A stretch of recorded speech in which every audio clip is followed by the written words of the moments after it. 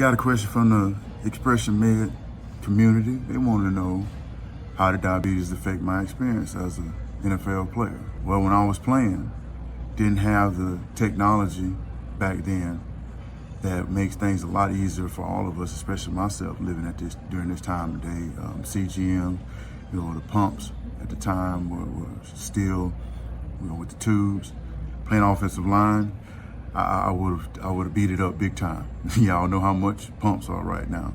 I had to take shots the whole time, and it definitely changed how I played the game. At that point, I was still learning about it. I was diagnosed in 2003.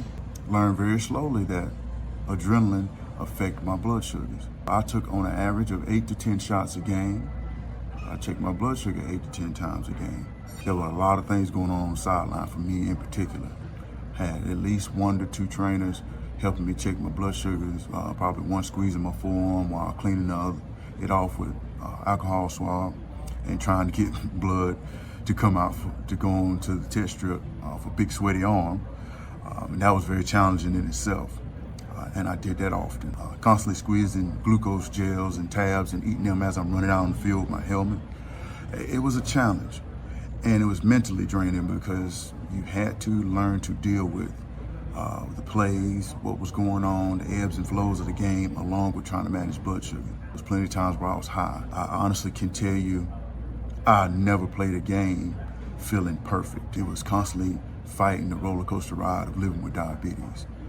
I think nowadays, with the technology and the things that I've learned, I could have managed my games better, went into the games better prepared. So, but I can honestly tell you, I wouldn't change anything about it. So I know that might be a long answer, but that was my experience overall living with diabetes as an NFL player back in that time from 2002, well actually 2003 to 2010. Just a constant check-in during the games. Blood sugars would be fine during the week.